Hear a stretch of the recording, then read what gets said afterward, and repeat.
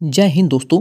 A to be to study की YouTube channel पर मैं रंजीत केसरी आप सभी का एक बार फिर से हार्दिक स्वागत करता हूं।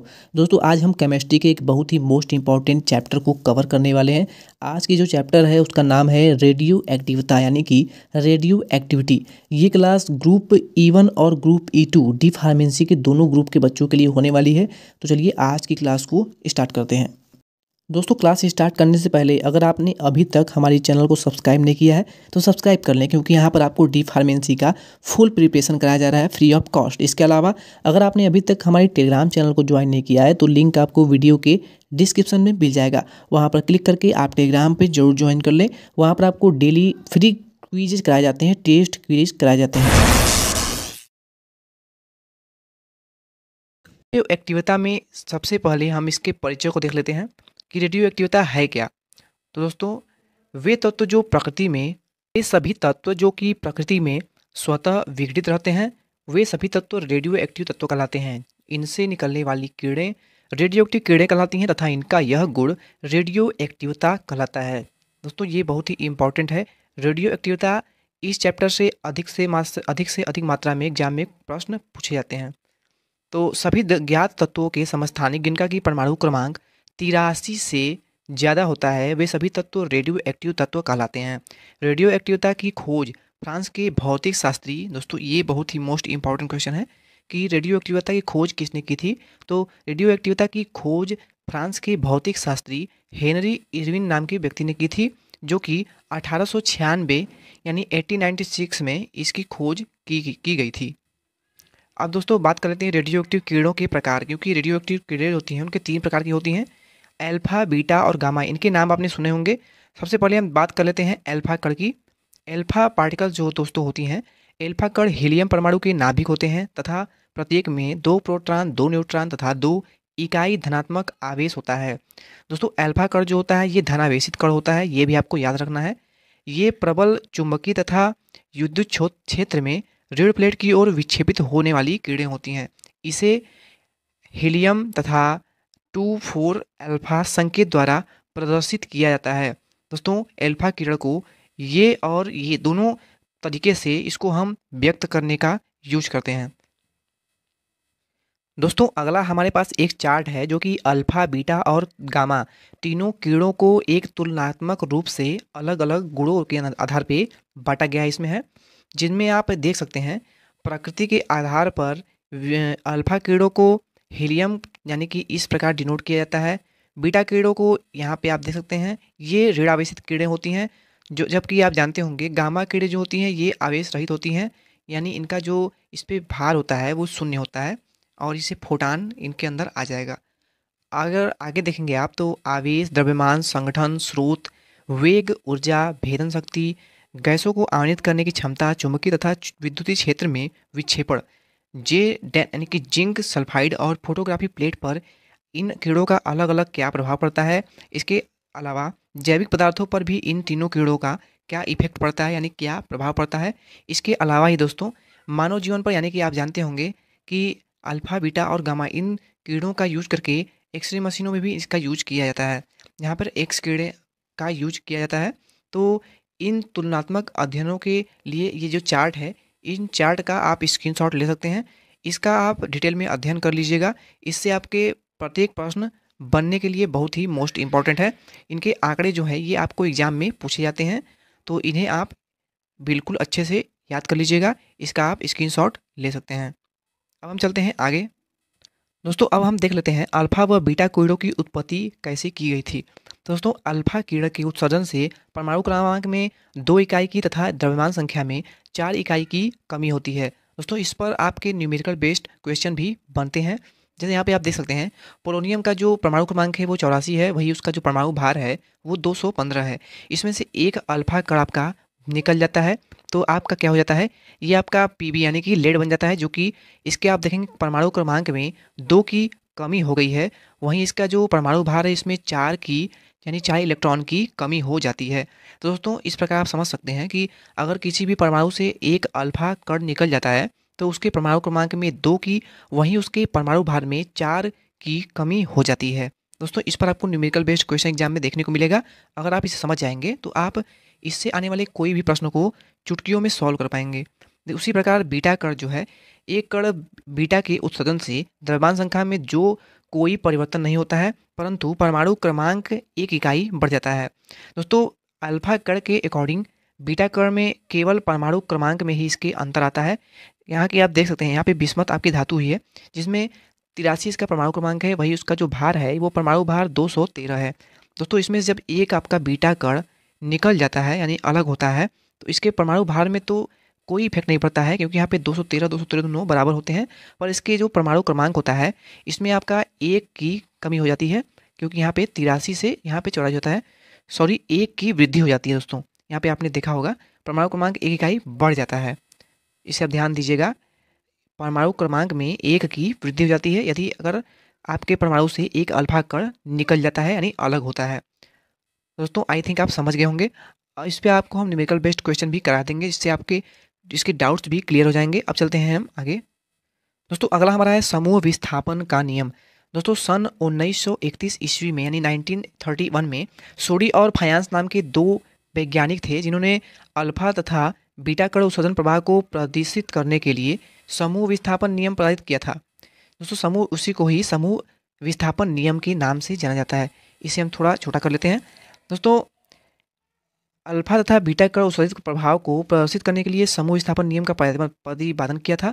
इस नियम के अनुसार एक अल्फा कण के उत्सर्जन से नए तत्व का आवर्त सारणी में स्थान मूल परमाणु से 2 स्थान बाईं ओर तथा एक बीटा कण के उत्सर्जन से नए तत्व का स्थान 1 स्थान दाईं ओर व्यवस्थित हो जाता है।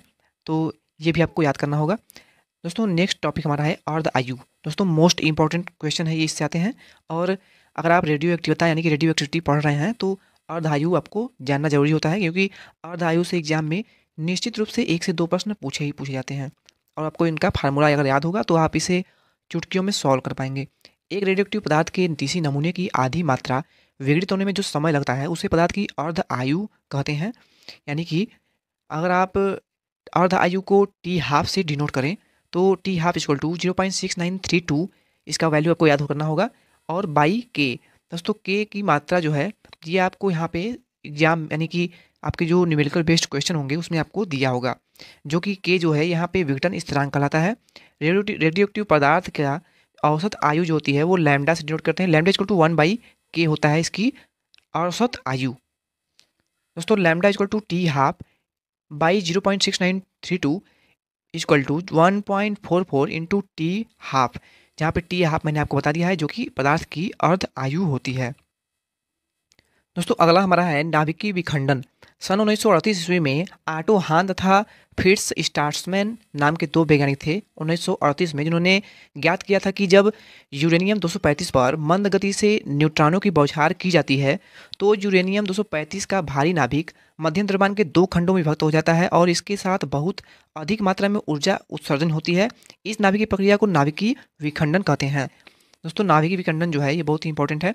अतः वह प्रक्रिया जिसमें एक भारी नाभिक 2 छोटे नाभिकों में टूट जाता है तथा अपार ऊर्जा उत्पन्न करता है, नाभिकीय विखंडन कहलाता है।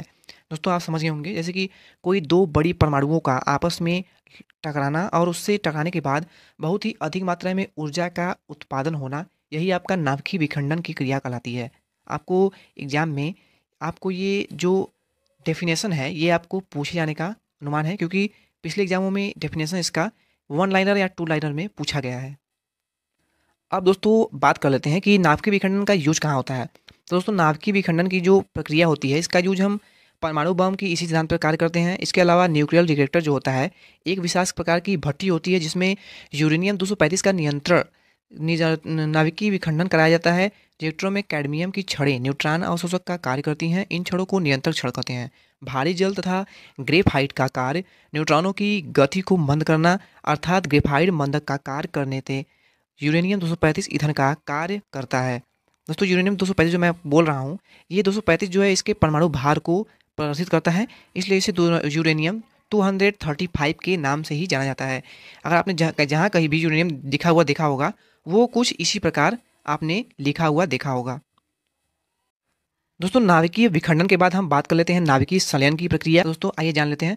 नाभिकीय संलयन वह प्रक्रिया है जिसमें 2 हल्के नाभिक संयोजित होकर एक भारी नाभिक का निर्माण करते हैं तथा अत्यधिक मात्रा में ऊर्जा उत्पादन करते हैं, क्योंकि उत्पादन का कुल भार अभिकारक के कुल भार से कम होता है।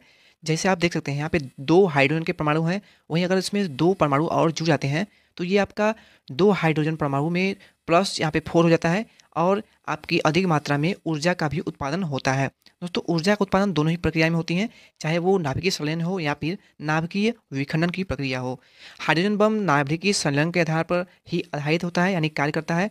उसी प्रकार रेडियो कार्बन काल कार्बनिक मूल की जो प्रयुक्त वस्तुओं की आयु ज्ञात की जाती है, उनमें भी हम इसी प्रक्रिया का यूज करते हैं यानी नाभिकीय संलयन की प्रक्रिया का यूज करते हैं। यहाँ पर आप देख सकते हैं ये फार्मूला है जिससे हम किसी भी जीवाश्म धातुओं की या फिर वस्तुओं की आयु को ज्ञात करने में इस सूत्र का यूज करते हैं।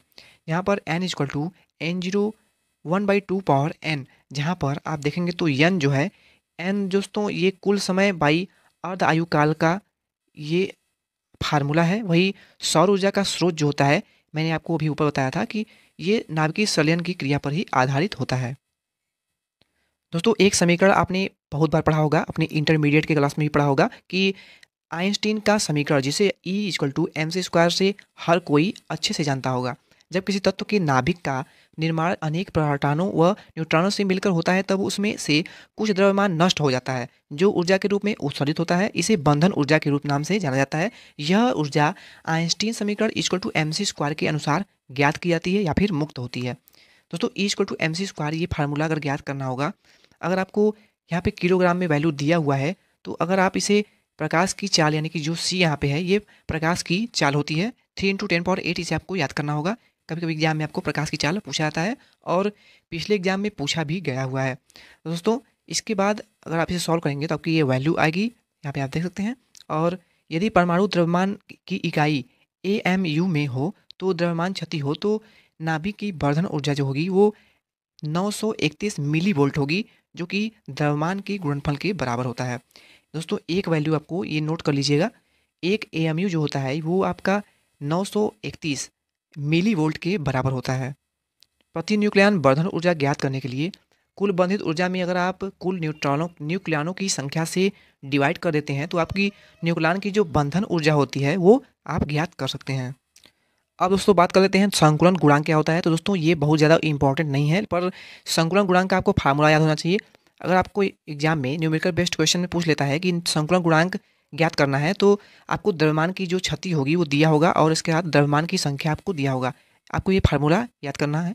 और अगर दोस्तों इसमें आपको द्रव्यमान संख्या और समस्थानिक के द्रव्यमान और द्रव्यमान संख्या दिया हुआ हो तो आप इस फार्मूले का यूज़ करेंगे उससे सॉल्व करने के लिए। दोस्तों C14 जो है यानी 14 जो है ये समस्थानिक का उपयोग हम अजीवी कार्बनिक वस्तुओं की आयु ज्ञात करने के लिए किया जाता है। C14 का यूज हम किसी भी जीवाश्म धातु या वस्तु की आयु ज्ञात करने के लिए कार्बन 14 का यूज करते हैं, ये आपको पता होगा। तो दोस्तों काफ़ी कम समय में हमने आपको पूरा वीडियो में जितना भी इसका चैप्टर में इतने भी प्रश्न बन जाते हैं वे सभी प्रश्न मैंने आपको इस छोटी सी वीडियो में कवर कर दिया है। इस वीडियो के बाहर से आपके कोई भी प्रश्न नहीं बनेंगे, इसकी मैं गारंटी लेता हूँ, क्योंकि ये जो मैं आपको मटेरियल दे रहा हूँ ये सिलेबस के अकॉर्डिंग ही है और ये अरिहंत प्रकाशन की बुक से ही ली गई है। तो दोस्तों आई थिंक आपके जितने भी इस चैप्टर से डाउट्स होंगे वो सभी क्लियर हो गए होंगे। तो चलिए अब इस चैप्टर से जितने भी मोस्ट इंपॉर्टेंट ऑब्जेक्टिव क्वेश्चन बनते हैं, जितने भी न्यूमेरिकल बेस्ड क्वेश्चन बनते हैं उनको भी सॉल्व कर लेते हैं, जो कि प्रीवियस ईयर क्वेश्चन पेपर में पूछे गए हुए हैं और आने वाले आपके 2024 के एग्जाम के लिए काफ़ी इंपॉर्टेंट होने वाले हैं। क्वेश्चन आपके मोबाइल स्क्रीन पर आ चुका है। पूछा गया है कि डाल्टन के परमाणुवाद के अनुसार वह सूक्ष्मतम कण जो स्वतंत्र अवस्था में रह सकता है वो क्या कहलाता है। देखिए डाल्टन महोदय ने पूछा है कि परमाणु उनका एक सिद्धांत था, डाल्टन महोदय ने एक सिद्धांत दिया था परमाणुवाद का सिद्धांत, ठीक है। वह सूक्ष्मतम कण जो स्वतंत्र अवस्था में रह सकता है तो वो क्या कहलाता है, ये पूछता है डाल्टन का परमाणुवाद का सिद्धांत, ठीक है। तो डाल्टन के परमाणुवाद के नियम के अनुसार वह सूक्ष्मतम कण जो कि स्वतंत्र अवस्था में रह सकता है तो वो है आपका परमाणु। क्या है, परमाणु, यानी सबसे सूक्ष्मतम कण जो है आपका वो परमाणु है। और बहुत सारे जो परमाणु होते हैं वो मिल करके आपके एक अणु का निर्माण करते हैं, ठीक है। और यहाँ पर बी ऑप्शन जो आप दे रहे हैं ये आपका बिल्कुल सही उत्तर हो जाएगा, ठीक है। नेक्स्ट क्वेश्चन पर चलते हैं। पूछा गया है कि मूल्यांकन का तेल की बूंद वाले प्रयोग का मान बताता है। क्या बताता है? मूलिका नाम के वैज्ञानिक थे, इन्होंने एक तेल की बूंद वाला प्रयोग किया था। तो इनका प्रयोग जो है वो किसके मान को बताता है? तो इसका जो करेक्ट आंसर होगा वो आपका होगा ऑप्शन नंबर ए, यानी कि इलेक्ट्रॉन। ओके, नेक्स्ट क्वेश्चन है इलेक्ट्रॉन का आपेक्षिक द्रव्यमान क्या है? तो देखिए इलेक्ट्रॉन का जो आपेक्षिक द्रव्यमान है पूछा गया है, तो वो होगा आपका 1/1837। ठीक है, यहाँ पर ऑप्शन नंबर ए जो है वो आपका इलेक्ट्रॉन का आपेक्षिक द्रव्यमान होता है। नेक्स्ट प्रश्न आपसे पूछा गया है कि एनोड कीड़े हैं, कैसी कीड़े हैं? एनोड जो है वो किस प्रकार के कीड़े हैं? क्या एनोड जो है वो ऋणायनों की धारा प्रभावित होती है, इनमें है धनावेशित कणों की धारा होती है, या फिर आप कह सकते हैं कि ऋणावेशित कीड़े हैं, धनावेशित कीड़े हैं, विद्युत चुम्बकीय तरंगे हैं, या फिर इलेक्ट्रॉनों की धारा? तो देखिए एनोड जो है वो एक प्रकार की धन कीड़े हैं। क्या है? धन कीड़े या फिर धनावेशित कीड़े हैं। ये सब चीज़ें हमने आपको थ्योरी क्लास में बहुत ही डिटेल में बहुत ही अच्छे से समझा रखा है, तो आप उन क्लासेस को देख सकते हैं। नेक्स्ट प्रश्न आपसे पूछा गया है निम्न में से कौन सा मिलान सत्य है? तो द्रव्यमान स्पेक्ट्रोग्राफ का जो खोज है वो चैडविक ने किया था। बी पूछा गया है कि परमाणु क्रमांक का खोज मोइटे ने किया था। यहाँ पे ये टाइपिंग मिस्टेक है। इलेक्ट्रॉन की आवेश की माप एंगस्ट्रॉम में होती है। तो देखिए यहाँ पे जो बिल्कुल सही उत्तर है वो है आपका परमाणु क्रमांक जो है, ये सिद्धांत जो है वो मोजले के द्वारा ही दिया गया था। तो बी ऑप्शन यहाँ पे बिल्कुल करेक्ट उत्तर जाएगा। यहाँ पर एक क्वेश्चन और बनता है कि आधुनिक जो आवर्त सारणी जो बनाई गई है उसका सिद्धांत क्या है? तो वो परमाणु क्रमांक के आधार पर ही बनाया गया है। नेक्स्ट क्वेश्चन है न्यूट्रॉन किसे छोड़कर सभी परमाणुओं में उपस्थित होते हैं? तो देखिए यहाँ पर हाइड्रोजन जो है इसको छोड़ करके न्यूट्रॉन सभी परमाणुओं में उपस्थित होते हैं। यहाँ पर सी ऑप्शन बिल्कुल करेक्ट आंसर हो जाएगा। नेक्स्ट क्वेश्चन है किसी तत्व का परमाणु भार जो है वो 19 है। परमाणु के द्वितीय कक्ष में 7 इलेक्ट्रॉन है। नाभिक में प्रोटॉनों की संख्या क्या होगी? आपको ये बताना है। देखिए इस क्वेश्चन के लिए मैं आपको बहुत ही एक इजी वे बताने वाला हूँ, जिसको अगर समझ गए तो आपको क्वेश्चन बिल्कुल भी याद नहीं करना होगा, कोई भी रटने की आवश्यकता नहीं पड़ने वाली है। जैसे आपसे पूछा जाए कि बताइए ऑक्सीजन जो है इसका परमाणु क्रमांक क्या होता है, या फिर इसका परमाणु भार कितना होता है, तो आप कभी काउंट करने लगेंगे। देखिए सबसे पहली बात ये हुई कि आपको कम से कम 30 तत्वों के सीक्वेंस वाइज स्टार्टिंग से hydrogen, helium, lithium, barium, boron, carbon, nitrogen, oxygen, fluorine, neon, ठीक है, करीब 30 तत्वों के नाम जो है आपको याद होना ही चाहिए। नहीं याद है तो याद कर लीजिए, क्योंकि इसके बिना आपका कुछ भी नहीं हो सकता है। ठीक है, अब यहाँ पे आते हैं मुद्दे पर। अगर आपसे पूछा जाए कि ऑक्सीजन का परमाणु भार कितना है या फिर परमाणु क्रमांक कितना है, तो क्या आप बता पाएंगे? आप काउंट करेंगे। क्या करेंगे? Count. Hydrogen, helium, lithium, beryllium, boron, carbon, nitrogen, oxygen. जब इस प्रकार आप काउंट करते हैं तो आप देखते हैं ऑक्सीजन जो है वो 8वें नंबर पर आता है। ऑक्सीजन जो है वो 8वें नंबर पर आता है, यानी 8 जो है वो इसका परमाणु क्रमांक हो गया। और आप जानते हैं कि परमाणु क्रमांक जो भी है वो किसी भी तत्व के नीचे लिखा जाता है, और जो ये जगह हो गया ना, ये जो जगह हो गया, यहाँ पर परमाणु भार को लिखा जाता है।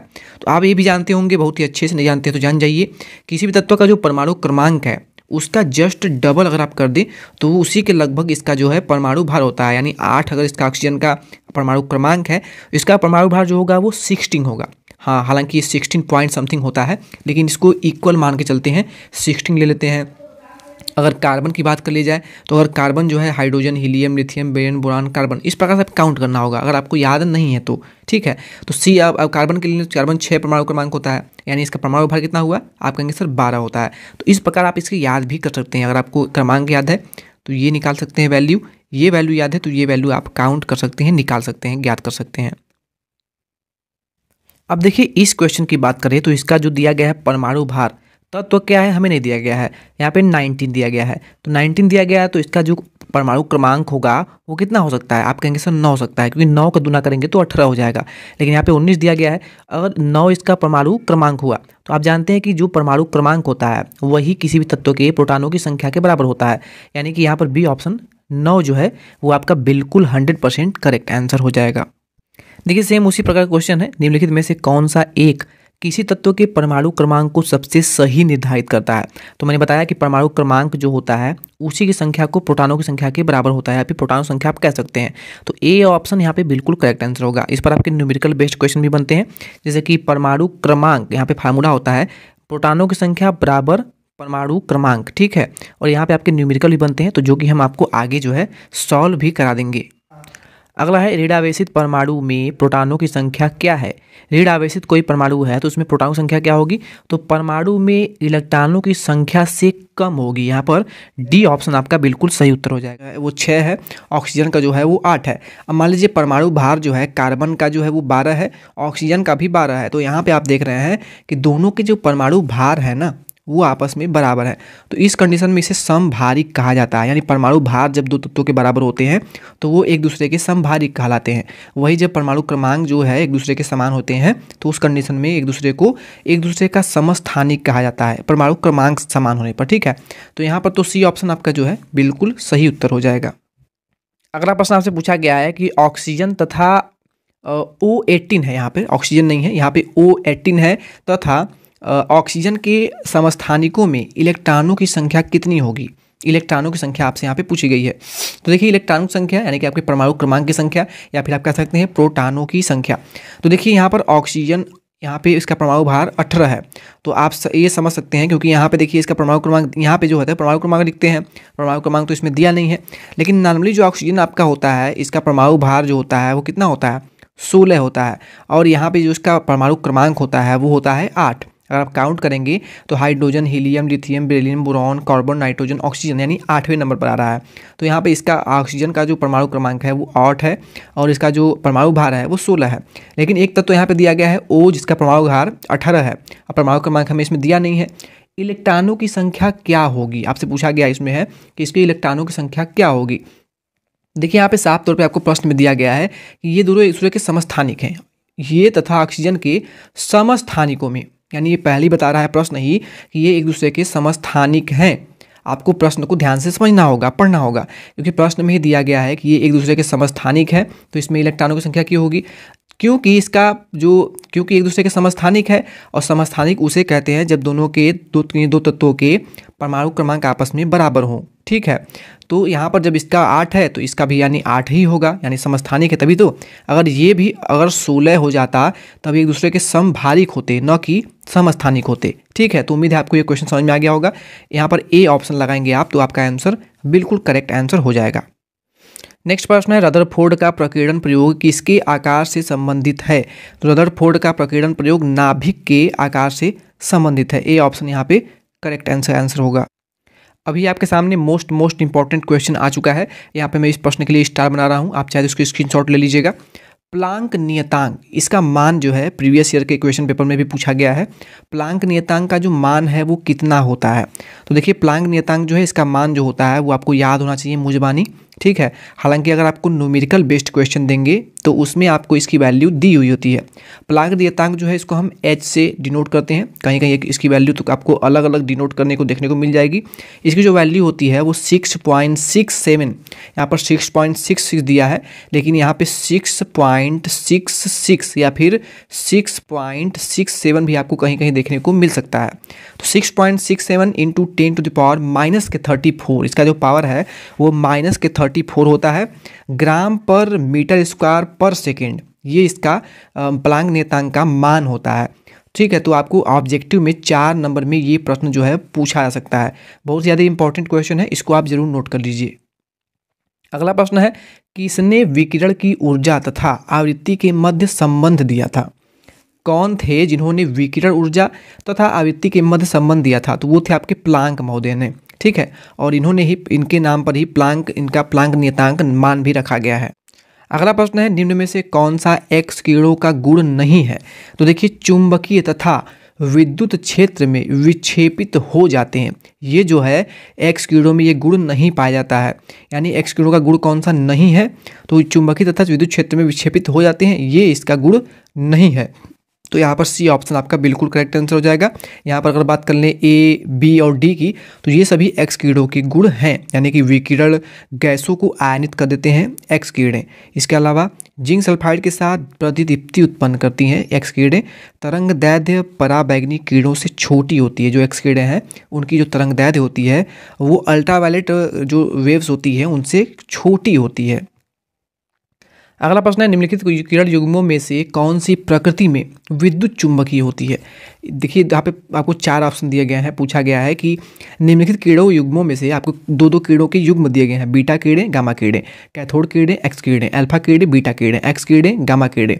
तो इनमें से कौन सा युग्म बिल्कुल सही है जो कि प्रकृति में विद्युत चुम्बकीय होती है। तो वो होती है आपकी एक्स किरणें एवं गामा किरणें। यहाँ ध्यान से समझिएगा, एक्स किरणें और गामा किरणें जो हैं इसको कुछ इस प्रकार से डिनोट करते हैं, ठीक है। और बीटा किरणें आपकी होती हैं अल्फा बीटा गामा, ठीक है। अल्फा ये होता है, बीटा ये होता है, गामा किरणों को कुछ वाई की तरह से बनाते हैं, ठीक है।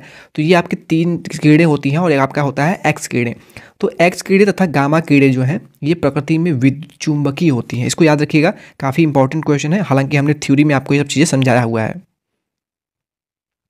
अगला प्रश्न है, किसने इलेक्ट्रॉनों के पथ पर दीर्घवृत्तीय कक्षकों का प्रवेश कराकर बोर मॉडल को रूपांतरित किया। तो वो थे आपके सोमरफील्ड महोदय। यहाँ पर सी ऑप्शन आप लगाएंगे तो आपका आंसर बिल्कुल करेक्ट हो जाएगा। अगला प्रश्न है, हाइड्रोजन परमाणु की बोर त्रिज्या का मान कितना होता है। देखिए ये बहुत ही मोस्ट इंपॉर्टेंट क्वेश्चन है और प्रीवियस ईयर में ये पूछा गया प्रश्न है। हाइड्रोजन परमाणु की बोर त्रिज्या का जो मान होता है वो 0.529 × 10⁻⁸ सेंटीमीटर होता है। सी ऑप्शन यहाँ पे आपका बिल्कुल करेक्ट आंसर है। अगला प्रश्न है, बोर मॉडल प्रयोग किया जाता है एच परमाणु के लिए, हीलियम प्लस आयन के लिए, लिथियम 2+ आयन के लिए या फिर इन सभी के लिए। तो देखिए बोर मॉडल जो है इन सभी के लिए प्रयोग किया जाता है, यानी लिथियम पर अगर 2 धनायन हो तब भी इसका प्रयोग कर सकते हैं बोर मॉडल का। हीलियम पर अगर धनायन हो, ठीक है, ऋणायन नहीं होना चाहिए, धनायन हो फिर भी आप प्रयोग कर सकते हैं। हाइड्रोजन परमाणु के लिए भी आप बोर मॉडल का प्रयोग कर सकते हैं, यानी कि D option all of these इसका सही उत्तर है। नेक्स्ट क्वेश्चन आकर पूछा गया है कि बोर मॉडल के अनुसार 5वें कक्षक में इलेक्ट्रॉन का कोणीय संवेग क्या होगा। बोर मॉडल के अनुसार 5वें कक्षक में इलेक्ट्रॉन का कोणीय संवेग का मान क्या होगा। तो देखिए 5वें कक्षक के लिए इलेक्ट्रॉन का जो कोणीय संवेग होगा वो आपका होगा 2.5 × h/π। यहाँ पर सी ऑप्शन आपको दिख रहा है और ये सेम का सेम क्वेश्चन 2022 के क्वेश्चन पेपर में पूछा गया है। आप अगर क्वेश्चन पेपर देखना चाहते हैं तो चैनल पर 2022 की, 2021 की, 2023 की भी क्वेश्चन पेपर फुल सॉल्यूशन के साथ अपलोड कर दी गई है। आप उन वीडियोज़ को प्लेलिस्ट में जा करके देख सकते हैं, सर्च कर सकते हैं। चलिए चलते हैं नेक्स्ट क्वेश्चन पर। यहाँ पर सी ऑप्शन बिल्कुल करेक्ट आंसर होगा। हालांकि इसका जो सॉल्यूशन है, इसका जो मेथड है सॉल्व करने का, वो भी मैं आपको आगे जो न्यूमेरिकल बेस्ड क्वेश्चन आएंगे उस पर सॉल्व करा दूंगा, ठीक है।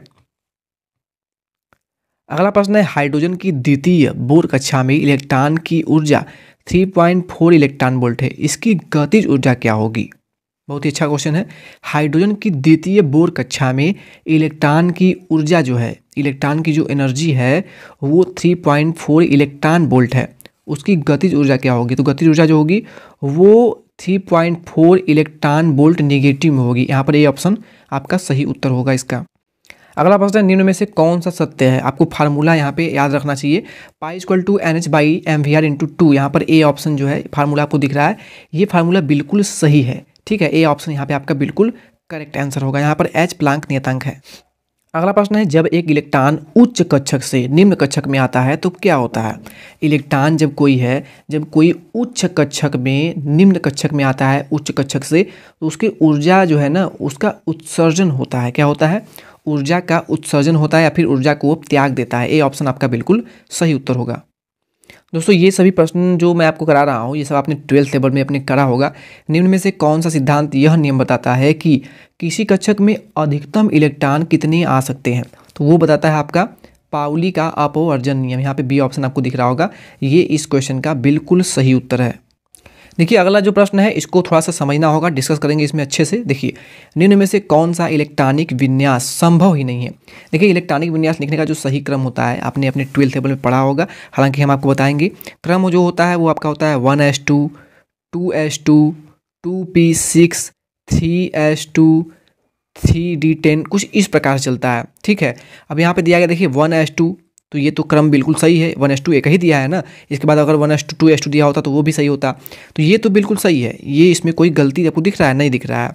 इसके बाद सेकंड में आ जाइए, 1s2 है बिल्कुल सही है, 2s2 है ये भी सही है, 2p6 ये भी सही है, 3d10 और उसके बाद 3s2 है, तो ये तो कुछ हमको गड़बड़ लग रहा है। सी पे देख लेते हैं, 1s2, 2s2, 2p6, 3s2 ये बिल्कुल ठीक लग रहा है। इसके बाद डी पे आइए, 1s2, 2s2, 2p6, 3s1, यानी कि जो इलेक्ट्रॉनों में कक्षक भरने का क्रम होता है वो कैसे होता है, पहले कक्षक में 2 इलेक्ट्रॉन, दूसरे में 8, फिर तीसरे कक्षक में कितने होते हैं बताइए, 2, 8। अगर 8 से अधिक इलेक्ट्रॉन है तब तो वो अगले कक्षक में चले जाएंगे, लेकिन अगर कम है तो आपका 8 ही कक्षक जो है वो भरता है।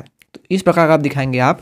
तो यहाँ पर देखिए पहले कक्षक में 2 इलेक्ट्रॉन हो गए, दूसरे कक्षक में 2 और 6 यानी कि 8। यहाँ पे आप फ्लिप कर दीजिए, 2, 8, फिर यहाँ पे 10 है और 2 है, यानी कि यहाँ पे 3D10 नहीं होना चाहिए था, यहाँ पर आपका 3D8 होना चाहिए था और यहाँ पे 3s4 हो जाता। लेकिन यहाँ पे देखिए आप देख रहे हैं इलेक्ट्रॉनिक विन्यास भरने का जो क्रम है वो गलत है। तो यहाँ पे आप जो लगाएंगे यानी कि 1s2, 2s2, 2p6, 3s2, यानी 3s2 तो पहले आना चाहिए था ना, पहले 3s2 आता, उसके बाद 3D10 आता, लेकिन ये क्रम गलत है। पहले आपका 3s2 आना चाहिए था, पहले s कक्षक, पहले s ऑर्बिटल आना चाहिए था, उसके बाद d ऑर्बिटल आता, यानी कि ये क्रम तो बिल्कुल गलत है। अर्थात इसको आप कहेंगे बी ऑप्शन जो है वो हमारा संभव ही नहीं है। तो बी ऑप्शन आपका आंसर करेक्ट हो जाएगा। नेक्स्ट क्वेश्चन आपका क्रोमियम, जिसका कि परमाणु क्रमांक दिया गया है 24 होता है, इसका इलेक्ट्रॉनिक विन्यास क्या होगा। क्रोमियम जो है इसका इलेक्ट्रॉनिक विन्यास क्या होगा। देखिए ये बहुत ही मोस्ट इंपॉर्टेंट क्वेश्चन है और बहुत ही वायरल क्वेश्चन है। अगर आपने 12th लेवल में पढ़ा होगा आपके, तो ये ये चीज़ें जरूर पढ़ी होंगी आपने, और ये क्वेश्चन भी आपने पढ़ा होगा, क्योंकि आपके 12th लेवल का जो यूपी बोर्ड का एग्जाम कराया जाता है, इसमें ये जो क्वेश्चन है ना, ये प्रीवियस ईयर में कई बार रिपीट हो चुका है। देखिए यहाँ पे जो क्रम है इसका, क्योंकि 24 है तो 1s2, 2s2, 2p6, 3s2, 3p6, 3d5, 4s1, ये सही क्रम इसका कैसे हुआ। देखिए अगर हम इसका इलेक्ट्रॉनिक विन्यास आप बाउ के नियम से भरते हैं, ठीक है, देखिए इलेक्ट्रॉनिक विन्यास का जो होगा वो क्या होगा, पहले कक्षक में 2 इलेक्ट्रॉन होंगे, फिर होंगे 8, ठीक है, 2, 8, फिर आप भरेंगे 18, 18, 2, 20, 8 आपका 28, यानी कि बेसी हो जाता है यहाँ पे, ठीक है। यानी अगर आप यहाँ अगर कक्षक में 18 भरते हैं तो ये आपका गलत हो जाता है। तो ऐसा आप ना करते हुए 2, 8 और फिर से 8 कक्षक भरते हैं। अब इसको ऐड करेंगे तो 8, 8, 16, 18, 18 आता है, ठीक है। 18 के बाद अगर आप 24 में जो घटाएंगे तो 18, 19, 20, 4, 24, यानी 6 इलेक्ट्रॉन बचते हैं। तो आप भरते हैं 2, 8, 8 और 6, यानी इसका सही क्रम जो हुआ इलेक्ट्रॉनिक विन्यास भरने का वो हुआ ये, ठीक है, यानी 2, 8, 8, 6। अब अगर आप सभी को जोड़ेंगे तो आपका 24 आना चाहिए। तो आप देखेंगे तो 8, 8, 8, 24 आपका आ रहा है, यानी इलेक्ट्रॉनिक विन्यास भरने का सही क्रम 2, 8, 8, 6 होना चाहिए। अगर आप यहाँ पे देखेंगे तो 1s2 यानी पहले कक्षक में 2 इलेक्ट्रॉन हो गए, ध्यान से समझिएगा, आपको अच्छे से समझ में आएगा, ठीक है। दूसरे कक्षक में आपके 6, 2, 8 इलेक्ट्रॉन हो गए, तीसरे कक्षक में आपके 6, 2, 8 इलेक्ट्रॉन हो गए। लास्ट वाला जो कक्षक बचता है, क्योंकि यहाँ पे 3d10 होना चाहिए था, यहाँ पर 3d10 होना चाहिए था, लेकिन यहाँ पे 3d10 तो दिया नहीं गया है, ठीक है। इसीलिए अगर हम पहले वाले ऑप्शन में देखेंगे तो यहाँ पर देखिए 3d4 भरा हुआ है और यहाँ पे 4s2 भर दिया गया है। लेकिन जो क्रोमियम है इसमें यही एक जो होता है अपवाद में आता है, ये जो एलिमेंट है इसका जो लास्ट वाला कक्षक होता है ना, इसमें केवल एक ही इलेक्ट्रॉन को फिलअप किया जाता है। हालांकि जो डी कक्षक है, डी उपकोष है, इसमें आपके 5 इलेक्ट्रॉन जो है वो आ जाते हैं। इस जो इलेक्ट्रॉनिक विन्यास का लगते हैं क्रोमियम का, इसका सही क्रम आपके अकॉर्डिंग तो ये होना चाहिए था 1s2, 2s2, 2p6, 3s2, 3p6, यहाँ पे 4s2 पहले हो जाए, ठीक है, 4s2, उसके बाद 3d आपका 6 होना चाहिए था, 3d4, ये आपका बिल्कुल सही क्रम होना चाहिए था आपके अकॉर्डिंग। ये क्वेश्चन इसका जो है इलेक्ट्रॉनिक विन्यास ये होना चाहिए था, लेकिन क्रोमियम जो है वो अपवाद में आता है, ठीक है, और एक्सेप्शन के कारण ही इसका जो इलेक्ट्रॉनिक विन्यास है वो बिल्कुल सही जो होता है वो ये होता है, बी ऑप्शन, ठीक है। तो इसके इलेक्ट्रॉनिक विन्यास को आप बिल्कुल याद कर लीजिएगा, रट जाइएगा। अगर ये क्वेश्चन गलती से भी आ जाए तो आप इसको गलती न कर दें, ठीक है, क्योंकि बहुत ही इंपॉर्टेंट है। बी ऑप्शन जो दिया गया आपको 1s2, 2s2, 2p6, 3s2, 3p6, 4s1, 3d5, तो ये इसका बिल्कुल सही क्रम होता है, ठीक है। दोस्तों ये जो 35 नंबर क्वेश्चन मैं आपको कराने वाला हूँ, इस क्वेश्चन को बिल्कुल ध्यान समझिएगा। इस पर आपके न्यूमेरिकल बेस्ड क्वेश्चन 2 क्वेश्चन आपके 200% गारंटी के साथ आते ही आते हैं, ठीक है। तो आपके 4 नंबर अभी कंफर्म हो जाएंगे, इसको नोट कर लीजिएगा, मैं बता रहा हूँ। पूछा गया है कि परमाणु में एक बीटा कण उत्सर्जित होने पर क्या होता है। इस पर आपके कई सारे न्यूमेरिकल बनते हैं, जैसे कि अगर किसी परमाणु में से एक बीटा कण निकल जाता है तो क्या होता है। वहीं आपका ये क्वेश्चन ही बनता है कि अगर किसी परमाणु में से एक अल्फा कण निकल गया तब क्या होता है, या फिर एक परमाणु में से 2 अल्फा कण निकल गया, एक बीटा कण निकल गया तो क्या होता है, किसी परमाणु में 2 बीटा कण निकल गया तो क्या होता है। यानी कई सारे आपसे क्वेश्चन पूछे जा सकते हैं, लेकिन क्वेश्चन यही रहता है कि अगर किसी परमाणु में से बीटा कण या अल्फा कण निकलने पर होता क्या है। जैसे कि एग्जाम्पल के तौर पे मान लीजिए आपका यहाँ पे कोई तत्व है, जैसे कि ऑक्सीजन है, ठीक है, ऑक्सीजन है। इसका जो परमाणु क्रमांक होता है वो 8 होता है, परमाणु भार 16 होता है। अब इसमें अगर कहा जाए कि इसमें से एक बीटा कण जो है वो निकल जा रहा है, तो इसके परमाणु पर क्या प्रभाव पड़ता है? तो इसके देखिए प्रभाव ये पड़ता है, परमाणु में प्रोटॉनों की संख्या बढ़ जाती है। क्या होती है? परमाणु में प्रोटॉनों की संख्या जो है वो बढ़ जाती है। यानी कि देखिए 8 ऑक्सीजन, इसका परमाणु क्रमांक 16 था। ये आपको क्वेश्चन एग्जाम में देगा कुछ इस प्रकार, 8O16 यानी ऑक्सीजन है, आपके पास ऑक्सीजन तत्व है। अगर ऑक्सीजन में से एक बीटा कण निकल जाए, उत्सर्जित हो जाए, तो नया जो परमाणु बनेगा वो क्या होगा? तो वो बनेगा क्या? परमाणु में प्रोटॉनों की संख्या बढ़ जाती है। और अब जानते हैं प्रोटॉनों की संख्या यानी कि जेड, प्रोटॉनों की संख्या यानी जेड यानी परमाणु क्रमांक, या फिर आप कहें प्रोटॉनों की संख्या, प्रोटॉन कहें, या फिर आप कहें परमाणु क्रमांक। ठीक है, या तो आप कहें परमाणु क्रमांक। तो ये तीनों एक ही चीज़ को कहा जाता है। और जब हम यहाँ पे ऑक्सीजन की बात करते हैं तो यहाँ पे 8 जो है इसका परमाणु क्रमांक है, 16 इसका परमाणु भार है। अब इसमें से अगर एक माइनस कर दें हम बीटा कण, तो आपको यहाँ पर जो अगला जो उत्पाद बनेगा वो आपका यहाँ पे 9O16, परमाणु भार उसका 16 ही रहेगा, परमाणु भार में उसके कोई भी चेंजेस नहीं आएंगे। ये आपका ऑक्सीजन है, ठीक है, ये आपका ऑक्सीजन है, और ये आपका यहाँ पे 16 ही है, लेकिन यहाँ पे 8 की जगह पर यहाँ पे आपके परमाणु क्रमांक में 1 की वृद्धि हो जाती है। अगर किसी परमाणु से एक बीटा कण निकलता है, उसके परमाणु क्रमांक में 1 की वृद्धि हो जाती है। वहीं अगर बीटा कण निकलता है, अल्फा कण निकलता है, तो क्या होता है, इसके बारे में हम आगे अभी डिस्कस करेंगे। ठीक है, यहाँ पर बस आपको इतना समझना है, किसी परमाणु से अगर एक बीटा कण निकल जाता है तो एक परमाणु क्रमांक में कमी हो जाती है, वृद्धि हो जाती है। ठीक है, और वहीं अगर 2 बीटा कण निकल गए तो 2 की वृद्धि हो जाती है, 3 की अगर उत्सर्जित हो जाता है तो 3 की वृद्धि हो जाती है। तो ये आपको कॉन्सेप्ट याद रखना है, बिल्कुल ये क्रम आपको जरूर याद रखना है। निम्न में से कौन सा बढ़ते द्रव्यमान के पदों में सही क्रम है? द्रव्यमान के बढ़ते हुए, देखिए सबसे छोटा जो द्रव्यमान होता है वो इलेक्ट्रॉन का होता है। इलेक्ट्रॉन से बड़ा जो द्रव्यमान होता है, मास की बात करी जा रही है, तो वो प्रोटॉन का होता है। प्रोटॉन के बाद आपका हाइड्रोजन परमाणु, और लास्ट में आता है आपका अल्फा कण। तो इसके क्रम को याद रखिए, कैसे याद करेंगे? देखिए यहाँ पर ई यानी इलेक्ट्रॉन हो गया, पी से प्रोटॉन हो गया, एच से आपका हाइड्रोजन हो गया, और अल्फा कण यहाँ पे अल्फा बना लीजिए। यानी कुछ इस प्रकार याद, EPH अल्फा, क्या EPH अल्फा, ये आपका एक तरह से शॉर्ट ट्रिक हो जाएगा, EPH अल्फा। ठीक है, इसको आप नोट कर लीजिए, चाहे तो स्क्रीनशॉट ले लीजिए। इसके द्रव्यमान के बढ़ता हुआ जो सही क्रम है वो आपको जीवन भर याद रहेगा। अगर आपसे पूछा जाता है कि द्रव्यमान के घटते क्रम को बताइए, तो आप उसको उल्टा कर देंगे, यानी अल्फा HPE, इस प्रकार भी आप लिख पाएंगे। तो EPH अल्फा, ये क्रम आपको याद रखना है, इससे आपके 4 अंक जो है सिक्योर हो सकते हैं। नेक्स्ट क्वेश्चन है, निम्नलिखित में से किस एक तत्व के ऑक्साइड का शीतलक की तरह प्रयोग किया जाता है? तो देखिए जो कार्बन है इसकी ऑक्साइड का प्रयोग करते हैं शीतलक की तरह। यहाँ पर आपका C ऑप्शन जो है बिल्कुल सही उत्तर होगा।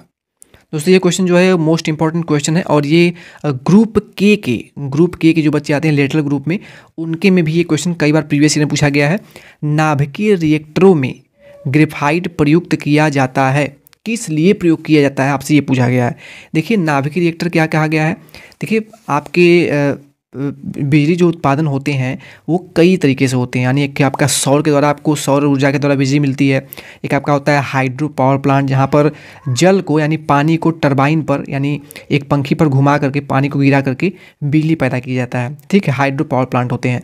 एक आपका होता है थर्मल पावर प्लांट, जिसमें कि कोयले को जला करके, ठीक है, उसके भाप को, उसके स्टीम से जो है टरबाइन पे स्टीम को दे करके उच्च गति में टरबाइन को घुमा करके उसको हम बिजली पैदा कर लेते हैं, उत्पन्न कर लेते हैं। ठीक है, जैसे आपने मोटर यूज किया होगा घरों में, जो छोटे मोटर होते हैं पंखे वाले, छोटे आपकी गाड़ियाँ होती हैं खिलौने वाली, उसमें मोटर आपने देखा होगा।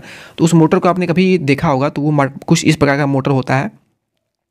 ठीक है, इस प्रकार का मोटर होता है। जब आपने देखा होगा यहाँ पर 2 इसके वायर निकले होते हैं, एक वायर ये हुआ, एक वायर ये हुआ, ये मान लीजिए पॉजिटिव हुआ, ये नेगेटिव हुआ। अब अपना हाथ से कभी आपने जब इस वाले जो यहाँ पे निकला हुआ है इसकी धुरी ना, इसको अगर आपने हाथ से पकड़कर कुछ इस प्रकार घुमाया, ठीक है, तो आपने देखा यहाँ पर जो है अगर कोई आपने बल्ब लगाया हुआ है, ठीक है, ये अगर आपने कोई यहाँ पे बल्ब लगाया हुआ है तो ये बल्ब कुछ समय के लिए जलने लगती है। अगर आपने इस मोटर को घुमाया तो ये बल्ब कुछ सेकंड के लिए जल जाती है। तो आपको इससे ये पता चलता है कि अगर हम इस मोटर की इस धुरी को तेज़ी कैसे घुमाते रहें लगातार, तो हमें बिजली पैदा होती रहेगी। सेम इसी कॉन्सेप्ट पे हम यहाँ पर जो है ये इसकी धुरी जो है, इस पर हम टरबाइन लगा देते हैं, और ये टरबाइन को भाप द्वारा ठीक है, या फिर पवन चक्कियों में भी इसका यूज किया जाता है। इसको घुमा करके बिजली उत्पन्न कर लेते हैं, ठीक है। तो इसी प्रकार आपका hydro power plant, thermal power plant होते हैं। और सेम इसी प्रकार आपका एक होता है नाभिकीय रिएक्टरों में प्रयोग होता है, जहाँ पर हम कहते हैं न्यूक्लियर पावर प्लांट होते हैं। न्यूक्लियर पावर प्लांट में आपके यूरेनियम का प्रयोग किया जाता है। किस रूप में प्रयोग किया जाता है? यूरेनियम का प्रयोग किया जाता है आपके ईंधन के रूप में। जैसे कि अब हाइड्रो पावर प्लांट का यूज़ कर रहे हैं, तो हाइड्रो पावर प्लांट में जो आपका ईंधन होता है वो पानी होता है, पानी को गिराया जाता है टरबाइन पे। वही जो थर्मल पावर प्लांट होता है उसमें कोयले को क्या करा जाता है? जलाया जाता है, यानी कोयला क्या हुआ? ईंधन हुआ। और यहाँ पे जो आपके न्यूक्लियर पावर प्लांट होते हैं इसमें यूरेनियम 235 का परमाणु भार होता है, ठीक है, इसका प्रयोग किया जाता है। तो नाभिकीय रिएक्टर में इसके अलावा यूरेनियम के अलावा भी कई सारे जो है यूज़ किए जाते हैं तत्व। तो यहाँ पे नाभिकीय रिएक्टर में ग्रेफाइट का प्रयोग किया जाता है। क्या? देखिए, जब यूरेनियम से नाभिकीय न्यूक्लियर पावर प्लांट में जब उसको विस्फोट कराया जाता है यूरेनियम का, ठीक है, तो उससे बहुत ही उच्च गति में, मतलब बहुत अधिक मात्रा में इतनी अधिक ऊर्जा निकलती है कि उसको कंट्रोल करना आवश्यक हो जाता है। क्योंकि जो आपके पावर प्लांट होते हैं बड़े बड़े, अगर हम यूरेनियम को अगर जलाते हैं, जैसे कि अगर आप एग्जाम्पल के तौर पर ले लें तो करीब 10 टन अगर आपके कोयले की बात कर लें, अगर आपके पास 10 टन कोयला है ना, 10 टन आपके पास कोयला है और आपके पास केवल 1 किलोग्राम यूरेनियम है, केवल 1 किलोग्राम यूरेनियम है, तो दोनों जो बिजली उत्पन्न होगी ना, वो दोनों बिजली एक समान उत्पन्न की जा सकती है। यानी अगर आपके पास 10 टन कोयला हो या फिर 1 किलोग्राम केवल यूरेनियम हो, फिर भी दोनों एक दूसरे के बराबर होते हैं। इससे आप ये अनुमान लगा सकते हैं कि यूरेनियम कितना ज़्यादा खतरनाक है, कितनी ज़्यादा इसमें एनर्जी होती है। यही कारण है कि जब यूरेनियम का वहाँ पे विस्फोट कराया जाता है, ठीक है, तो उस कंडीशन में उसमें बहुत अधिक मात्रा में ऊर्जा निकलती है और उस ऊर्जा को कंट्रोल ना किया जाए तो आपके जो पावर प्लांट है ना, उसमें जो तमाम आपके उपकरण लगे हुए हैं वो डैमेज हो सकते हैं, ख़राब हो सकते हैं, ठीक है, और बहुत बड़ा विस्फोट भी हो सकता है आपके रिएक्टर में, ठीक है। तो इसकी गति को कम किया जाता है। न्यूट्रॉनों का वेग घटाने के लिए हम नाभिकीय रिएक्टरों में ग्रेफाइट का उपयोग करते हैं। क्या करते हैं? ग्रेफाइट का प्रयोग करते हैं चल करके, क्योंकि बहुत से प्रश्न इससे बनते हैं। देखिए, बहुत ही ईजी क्वेश्चन है और इससे ईजी क्वेश्चन आपसे एग्जाम में नहीं पूछा सकता है। लेकिन में से कौन सा एक क्लोरीन का सही इलेक्ट्रॉनिक विन्यास है? क्लोरीन का इलेक्ट्रॉनिक विन्यास मतलब क्या हुआ? क्लोरीन का इलेक्ट्रॉनिक विन्यास मतलब हुआ क्लोरीन का परमाणु क्रमांक, ठीक है। तो अगर आपको ये पता होगा कि क्लोरीन जो है इसका परमाणु क्रमांक कितना होता है? 17 होता है। अगर आप काउंट करेंगे तो hydrogen, helium, lithium, barium, boron, carbon, nitrogen, oxygen, fluorine, neon, sodium, magnesium, aluminium, silicon, phosphorus, sulphur, chlorine. हाँ, क्लोरीन आ गया। तो क्लोरीन आ रहा है जो कि 17वें नंबर पर आ रहा है। तो जब इसका आपको पता है कि क्लोरीन जो है 17वें नंबर पर आ रहा है, यानी 17 इसके परमाणु क्रमांक होंगे, तो इसका इलेक्ट्रॉनिक विन्यास कैसे लिखेंगे? पहले आप रखेंगे पहले कक्षक में 2 इलेक्ट्रॉन, दूसरे कक्षक में 8 इलेक्ट्रॉन रखेंगे, तीसरे कक्षक में भी आप 8 इलेक्ट्रॉन रख सकते हैं। लेकिन आपके बचे कितने इलेक्ट्रॉन? आपके बचे केवल 7। 2 8 के बाद आप 7 ही रखेंगे ना, 8 बचे ही नहीं, 8 कहाँ से रख देंगे? 2 8 7 ये आपका बिल्कुल सही क्रम हो जाएगा इलेक्ट्रॉनिक विन्यास के भरने का। अब यहाँ पे अगर ऑप्शन देखेंगे, आपको इलेक्ट्रॉनिक विन्यास निकालना अब नहीं भी आ रहा है, फिर भी देखिए, आपने देख रहे हैं क्या, यहाँ पे देखिए 3 दिए गए हैं, 8 7 और 2, तो तीनों को ऐड कर दीजिए। तो 7 2 9, 8 2 10 17, यहाँ पे 17 आ रहा है, यहाँ पे 8 2 17 ये भी आ रहा है, यहाँ पर 8 8 16 17, यहाँ पे 18 आ जा रहा है तीनों को ऐड करने पर। और यहाँ पे 8 2 10 17, यहाँ पे 17, यहाँ पे भी आ रहा है, यहाँ पे भी 17 आ रहा है, यहाँ पे 17 आ रहा है, यहाँ पे 17 आ रहा है, यानी कि सी ऑप्शन तो ऐसे ही कट जाता है, ठीक है। हालांकि ये ट्रिक का आप यहाँ पे यूज कर नहीं सकते हैं, क्यों? क्योंकि यहाँ पे इलेक्ट्रॉनिक विन्यास से आपसे पूछा गया है, तो यहाँ पर बहुत ईजी क्वेश्चन है। बी ऑप्शन यहाँ पे आपका बिल्कुल करेक्ट आंसर हो जाएगा। उम्मीद है आपको ये क्वेश्चन समझ में आ गया होगा। अब दोस्तों देखिए, यहाँ पे क्वेश्चन पूछा गया है कि निम्नलिखित में से किस में सर्वाधिक न्यूट्रॉन होंगे? देखिए, न्यूट्रॉन की संख्या ज्ञात करने के लिए आप परमाणु भार में से परमाणु क्रमांक को घटाएंगे तो आपको पता चल जाएगा। जैसे कि यहाँ पे आप देख रहे हैं, यहाँ पे ऑप्शन नंबर ए में Fe है, Fe यानी आपका आयरन, फेरियम। बी ऑप्शन में दिया गया है Cu यानी कॉपर है, सी में आपका जेड यानी जिंक है, और डी में भी आपका जिंक है, लेकिन इस पर 2 धनावेशी चार्ज है। अब यहाँ पे आप चेक करना चाहें तो देखिए, आपको परमाणु भार में से परमाणु क्रमांक को घटाना होगा, यानी कि यहाँ पे 59 में से 26 घटाएंगे तो आपका 33 आ जाएगा। यहाँ पर आप 61 यानी 61 में से 29 को घटाते हैं तो आपका कितना आता है? 32 आता है। 61 में से 30 घटाते हैं तो आपका 31 आता है। 60 में से 30 घटाते हैं तो कितना आता है? 30 आता है। अब यहाँ पे आप देख रहे हैं तो यहाँ पे सबसे ज़्यादा जो न्यूट्रॉन की संख्या किस में है? सर्वाधिक न्यूट्रॉन पूछे गए हैं ना, सबसे ज़्यादा न्यूट्रॉन संख्या आ रही है यहाँ पर 33, सबसे ज़्यादा तो यही ना है, तो यही आपका हो जाएगा ऑप्शन नंबर ए, इसमें न्यूट्रॉनों की संख्या सबसे अधिक है। अब यहाँ पे एक फार्मूला यूज करिए, नोट करिएगा, क्या न्यूट्रॉनों की संख्या, न्यूट्रॉन संख्या को हम एन से लिख रहे हैं, तो एन इज इक्वल टू आपका होता है परमाणु भार, यहाँ पे परमाणु भार को हम पी से लिख रहे हैं और परमाणु क्रमांक को हम लिखते हैं जेड से, ठीक है, परमाणु क्रमांक को हमेशा जेड से ही लिखते हैं। तो N is equal to P minus Z, इस फार्मूले को आप अभी के अभी नोट कर लीजिए, N is equal to P minus के जेड, यानी परमाणु क्रमांक या फिर न्यूट्रॉनों की संख्या बराबर पी माइनस के जेड होता है। यहाँ पर आपका ऑप्शन नंबर ए जो है बिल्कुल सही उत्तर हो जाएगा। तो दोस्तों फाइनली हमारी आज की क्लास का ये आखिरी प्रश्न था। उम्मीद है कि आपको क्लास अच्छी लगी होगी। हर एक क्वेश्चन आपको हमने अच्छे समझाने का प्रयास किया है, तो उम्मीद है आपको हर एक क्वेश्चन क्लियर भी हो गए होंगे बहुत ही अच्छे से। क्लास अच्छी लगी हो तो क्लास को लाइक और शेयर करना बिल्कुल भी ना भूलें। मिलते हैं इसके नेक्स्ट क्लास में, इसके नेक्स्ट चैप्टर के साथ। आपका जो केमिस्ट्री का नेक्स्ट चैप्टर है वो है आपका क्या है, चेक कर लीजिएगा, सिलेबस तो हमने आपको दे रखा है। आपका ये जो चैप्टर था वो रेडियो एक्टिविटी था। जो नेक्स्ट चैप्टर है वो है आपका मानक इलेक्ट्रोड विभव, क्या है, मानक इलेक्ट्रोड विभव, ठीक है। ये चैप्टर आपका है केमिस्ट्री का नेक्स्ट चैप्टर। तो इस चैप्टर को आप सभी पढ़ के आइएगा, कल की जो क्लास होने वाली है इसमें आपको यही से रिलेटेड क्वेश्चन जो है सॉल्व कराए जाएंगे, ठीक है। चलिए क्लास को यहीं पर एंड करते हैं। Thank you.